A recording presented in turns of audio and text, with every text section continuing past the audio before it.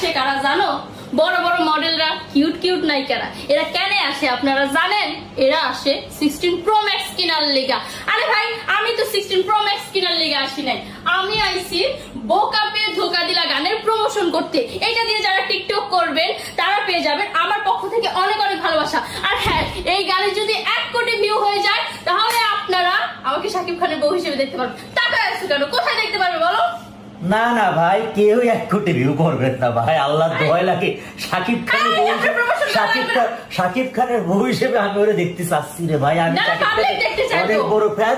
বোকা পায়ে ধোকা দিলা গান মোটেও সিনেমা বাংলায় দেখবেন না, 1 কোটি ভিউ করবেন। সিনেমা বাংলায় গিয়ে দেখবেন 1 কোটি ভিউ দিবেন। টিকটকও করবেন না ভাই, সবাই টিকটক করবেন। আমি চাই শাকিব খানের বউ হোক। কেন ভাই? তোমার মনে কি তুমি তো বাচ্চা একটা মেয়ে, তুমি শাকিব খানের মানে বউ হতে চাও কেন ভাই? তোমার বয়স কত? 18 বছর বয়স না ভাই? আপনার বয়স কত? আপনি কিছু বুঝেন? আপনি যদি বুঝতেন তাহলে এই কথা শাকিব বলতেন না। খানের সাথে কেন মানে শাকিব খান কি তোমার বিয়ে করা লাগবে কেন?